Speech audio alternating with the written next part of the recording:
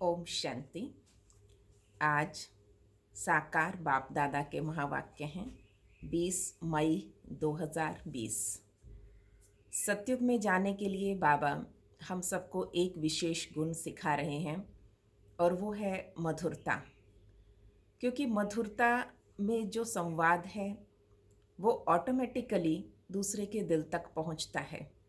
हम सभी आत्माओं के लिए ये विशेष गुण अपनाना इसलिए भी ज़रूरी है क्योंकि जब भी हम देवताओं को देखते हैं तो देवताओं का चेहरा सदा खिला हुआ और वाणी की मिठास।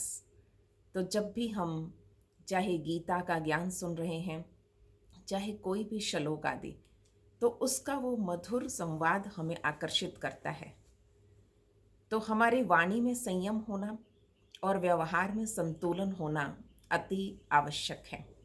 और जीवन में ये एक मुख्य सूत्र है कि जब भी कोई कहते हैं पानी मर्यादा तोड़े तो विनाश और वाणी मर्यादा तोड़े तो सर्वनाश। क्योंकि महाभारत इतना बड़ा ग्रंथ रच दिया गया और उसमें बार बार एक बात सबके सामने आती है और वो है कहीं ना कहीं वाणी का संयम खत्म था। कहाँ बोलना चाहिए और कहाँ नहीं, कितना बोलना चाहिए और कैसे बोलना चाहिए। तो इसके पीछे बहुत सारी अब तक कथाएं सुनते आए जिसमें हमें वाणी का महत्व पता लगता है। क्योंकि व्यक्ति की परख उसकी वाणी के द्वारा होती है। कहते हैं मौन मूर्खस्य भूषणम। मौन तो मूर्ख व्यक्ति के लिए एक आभूषण की तरह है। व्यक्ति जब बोलता है तो उसकी पर्सनैलिटी का पता लगता है। तो आज मधुरता का गुण बाबा ने संडे की मुरली में भी हमें बताया कि तिल जैसी बातें होती हैं और तिल जैसी ही सूक्ष्म तो सूक्ष्म आत्मा है। तो बाबा ने बताया कि तुम सब आत्माओं में आपस में जितनी मिठास होती है, संगठन की शक्ति में बहुत बल भर जाता है और आपस में मिलकर एक हो जाते हैं। तिल कितने भी हों, कितने भी चिकने हों, कितने भी कड़वे हों, परंतु मिठास के गुण के साथ गुड़ या चीनी से वो जुड़ जाते हैं और उसका फ़ायदा भी बढ़ जाता है, महत्व बढ़ जाता है उन तिलों का उस गुड़ के साथ। तो जैसे वो गुड़ उन सबको बांधने का काम कर रहा है, इसी तरह मिठास हमारे जीवन में हम सब आत्माओं को, परिवार को, संगठन को बांधने का काम करती है। तो मधुरता अति आवश्यक है। अगर किसी परिस्थिति में आपके पास कोई शब्द नहीं है तो मुस्कुरा तो दीजिए, थोड़ा बोलिए पर मीठा बोलिए। क्योंकि हमारी अनेकानेक परिस्थितियों के लिए जिम्मेवार हमारा रवैया और हमारे शब्द ही होते हैं। जहाँ हम दूसरों को जिम्मेवार ठहराते हैं, परंतु असल जिम्मेवार अपनी ही वाणी को हम सामने लाएं तो पता लगता है। इसलिए हम सब में एक बात एक दूसरे से संगठित होने के लिए ज़रूरी है कि हम मधुरता से, प्रेम से किसी को ये कह दें, अगर मुझ में आपको कोई बात बुरी लगे तो मुझसे कहिए, औरों से नहीं, क्योंकि सुधरना मुझको है, औरों को नहीं। और इसी मधुरता के लिए कहा जाता है कि समर्थ व्यक्ति के लिए बोझ कैसा, विद्वान व्यक्ति के लिए विदेश कैसा, और अगर कोई व्यापारी व्यक्ति है तो उसके लिए दूरी कैसी, वो कितनी भी दूर जाकर व्यापार कर सकता है। और इसी प्रकार से एक संयमित और मधुर भाषी के लिए शत्रु कैसा, उसका कोई शत्रु हो ही नहीं सकता और वो शत्रुओं को भी मित्र बनाने की कला जानता है।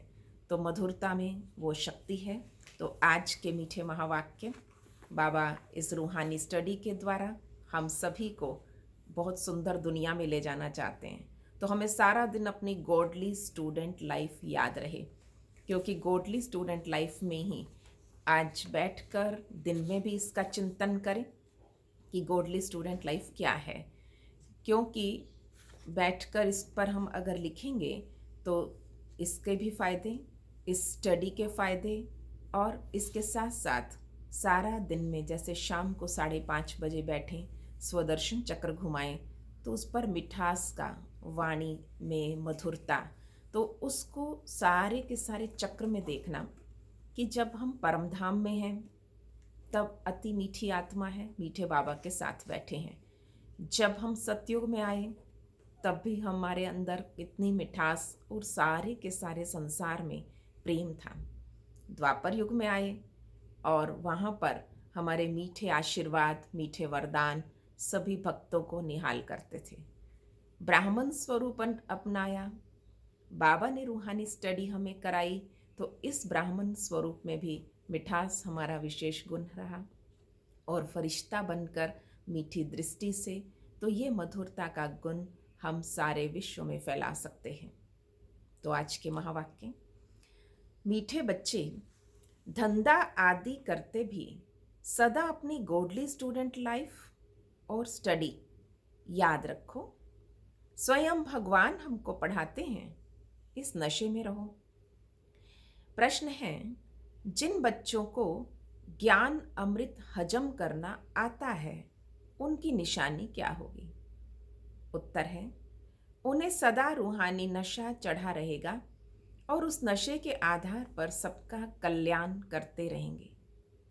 कल्याण करने के सिवाय दूसरी कोई बात करना भी उन्हें अच्छा नहीं लगेगा। करेंगे तो सेवा की बात करेंगे, करेंगे तो दूसरों का कल्याण करने की इच्छा रखेंगे। कांटों को फूल बनाने की ही सेवा में बिजी रहेंगे। ओम शांति।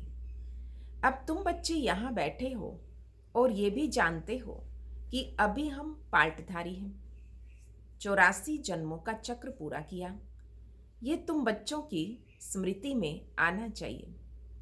जानते हो कि बाबा आया हुआ है हमको फिर से राज्य प्राप्त कराने या तमो प्रधान से सतो प्रधान बनाने।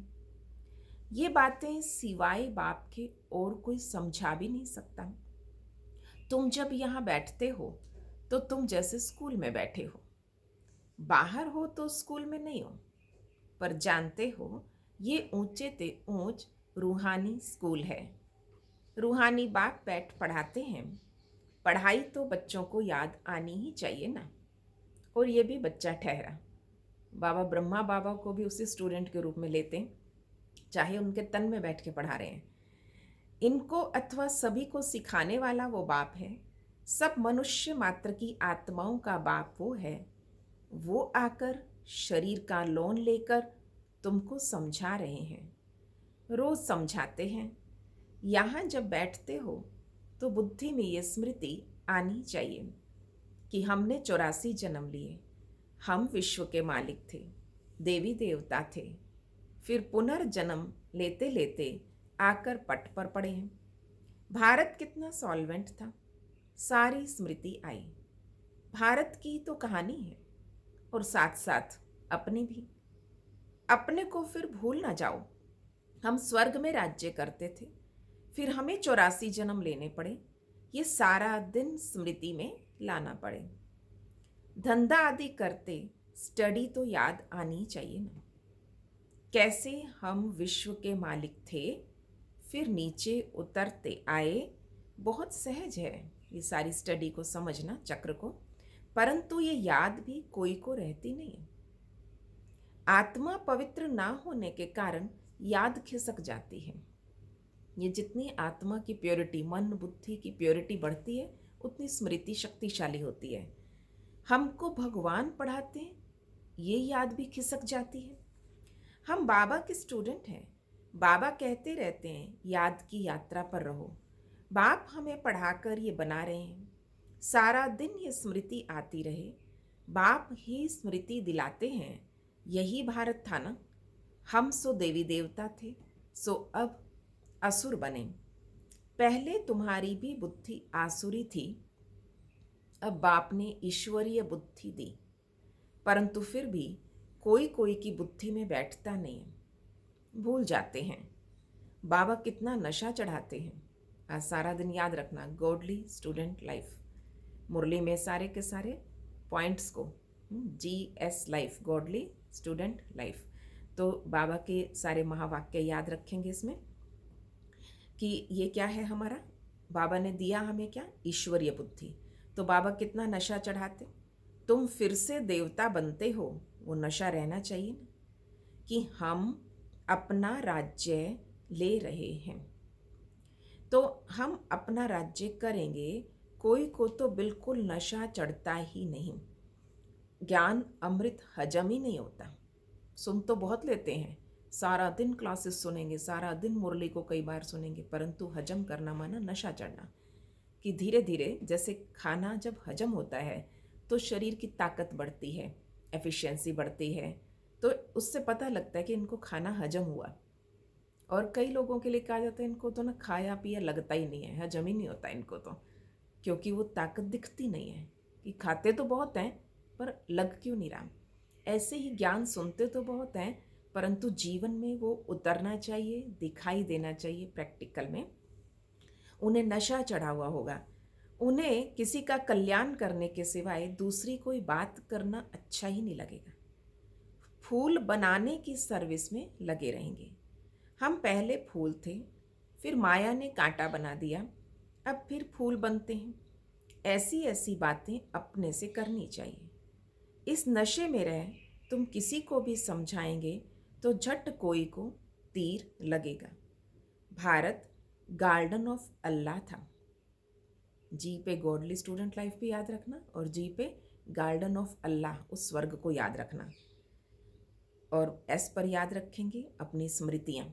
बाबा ने स्मृति क्या क्या दिलाई हम सब आत्माओं को। तुम मनुष्य मात्र कैसे 84 जन्म लेते हो, कैसे पाल्टधारी हो, वो स्मृति भी याद रहे।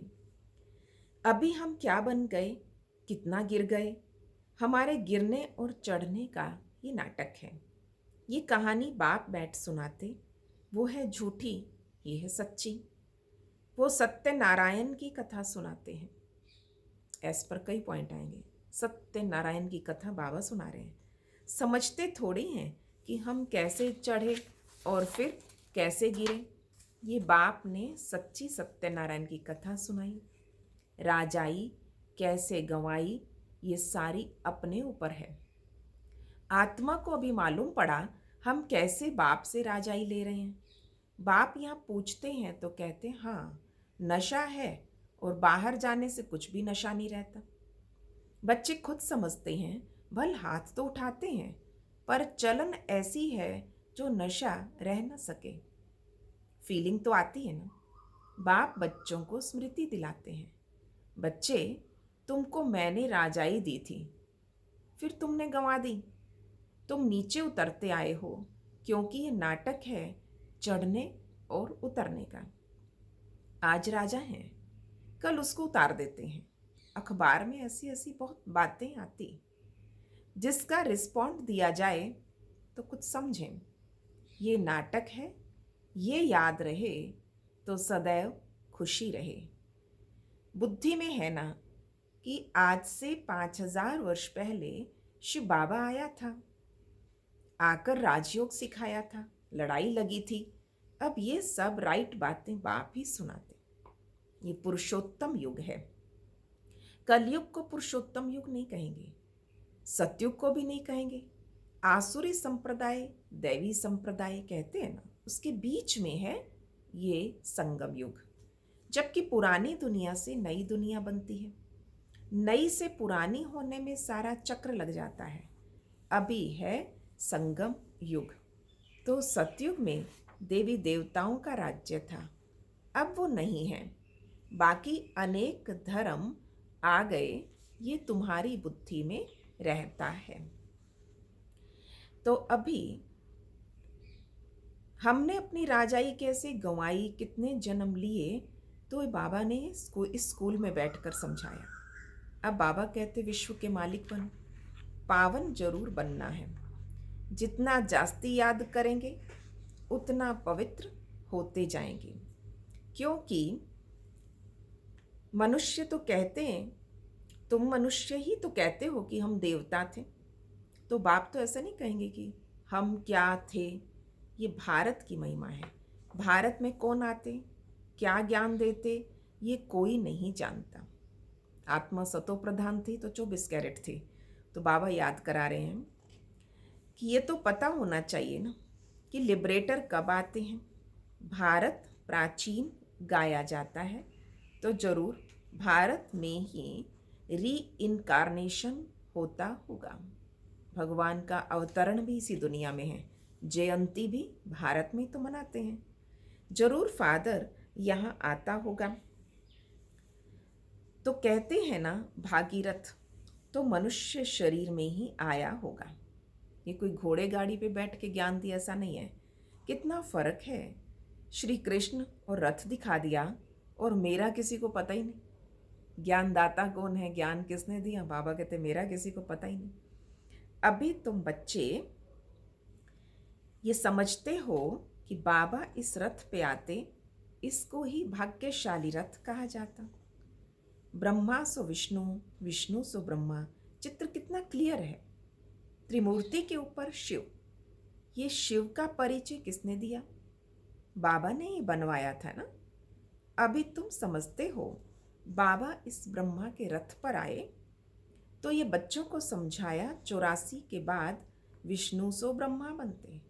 कहाँ ब्रह्मा सो विष्णु बनने में 1 सेकंड, ब्रह्मा से विष्णु बनने में 1 सेकंड जिस घड़ी निश्चय हुआ ब्रह्मा बाबा को कि मुझे ये बनना है, और विष्णु से ब्रह्मा बनने में 84 जन्म। वंडरफुल बातें हैं ना। बुद्धि में धारण करने की पहले पहले समझाना होता है बाप का परिचय। भारत स्वर्ग था जरूर, हेवनली गॉड फादर ने स्वर्ग बनाया। ये चित्र बड़ा क्लियर है। समझाने का भी शौक होना चाहिए। तो बाप को ही शौक है। तुम सेंटर पर भी ऐसे समझाते रहते हो। या तो डायरेक्ट बाप है और बाप आत्माओं को बैठ समझाते। आत्माओं के समझाने और बाप के समझाने में फ़र्क तो है।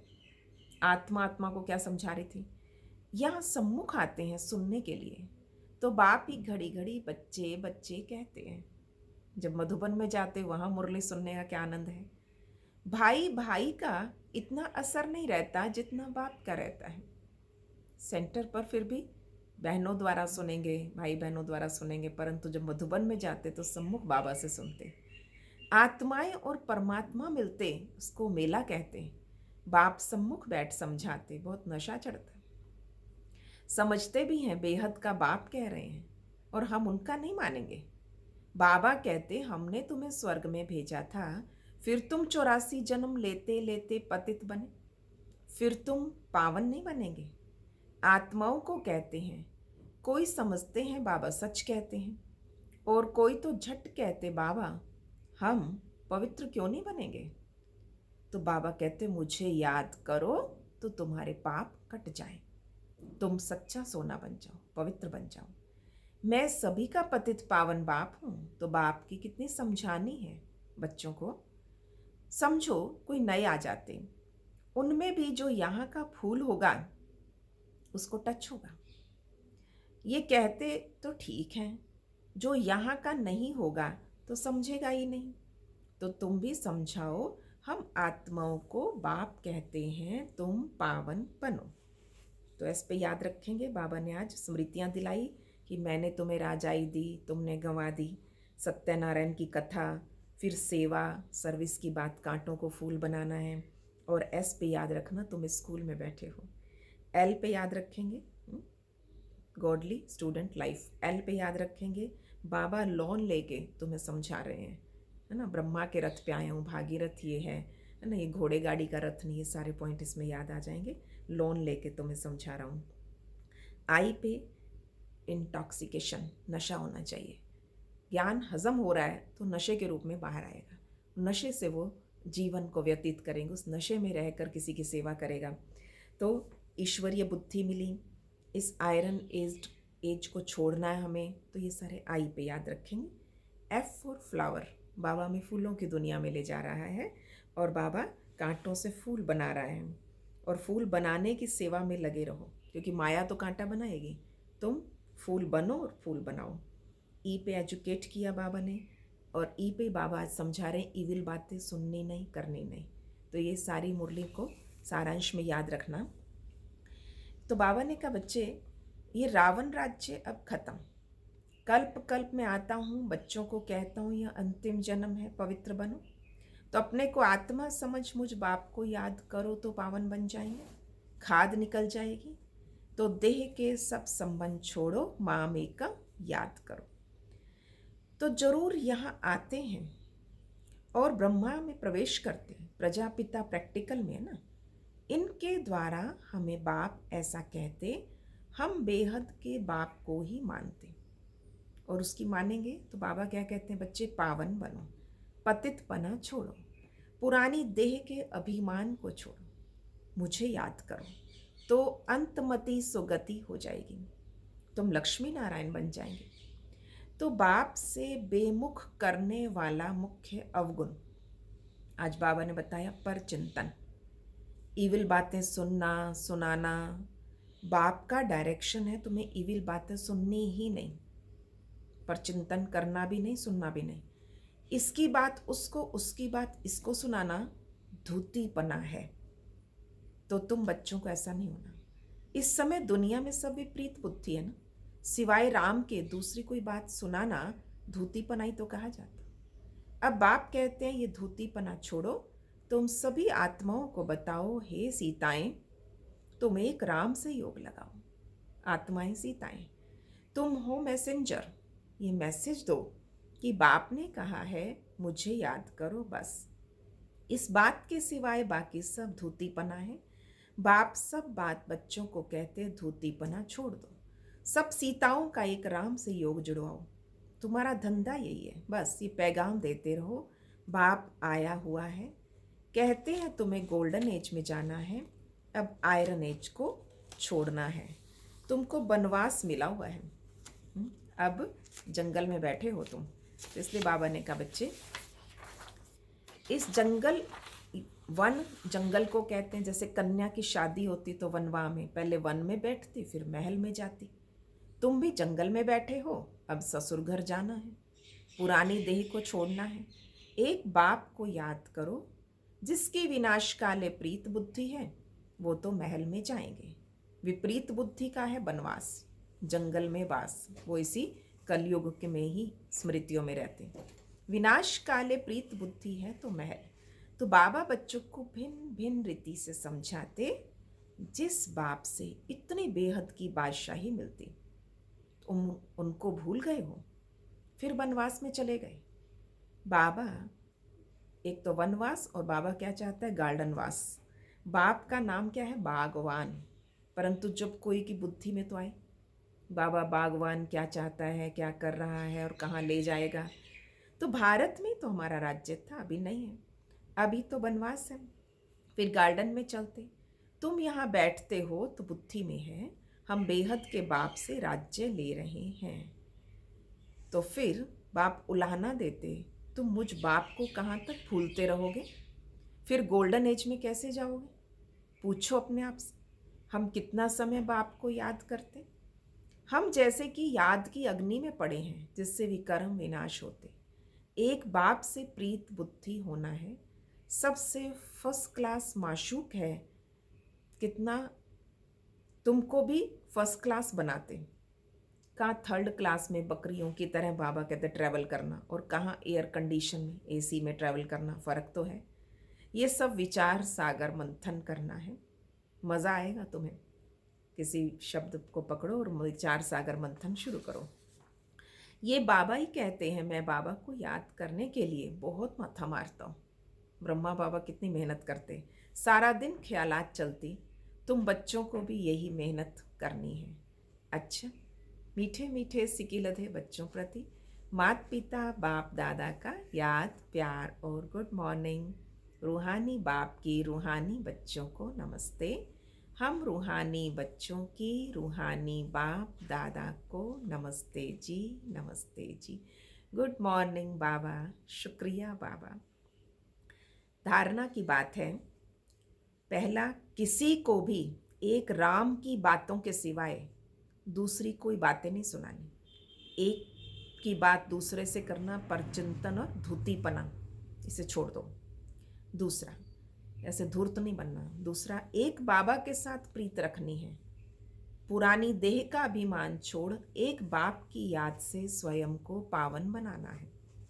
आज का वरदान, अलौकिक नशे की अनुभूति द्वारा निश्चय का प्रमाण देने वाले सदा विजयी भव। अलौकिक रूहानी नशा निश्चय का दर्पण है, निश्चय का प्रमाण है नशा, और नशे का प्रमाण है खुशी। तो जो सदा खुशी और नशे में रहते हैं उनके सामने माया की कोई भी चाल चल नहीं सकती। बेफिक्र बादशाह की बादशाही के अंदर माया आ नहीं सकती। अलौकिक नशा सहज ही पुराने संसार व पुराने संस्कार भुला देता है। इसलिए सदा आत्मिक स्वरूप के नशे में, अलौकिक जीवन के नशे में, फरिश्तेपन के नशे में, भविष्य के नशे में रहो। कितने नशे? पहला आत्मिक स्वरूप, अलौकिक जीवन का नशा, फरिश्तेपन का नशा, भविष्य का नशा रहे। ये चारों नशे रहें तो विजयी बन जाएंगे। स्लोगन है, मधुरता का गुण ही ब्राह्मण जीवन की महानता है, इसलिए मधुर बनो और मधुर बनाओ। ओम शांति।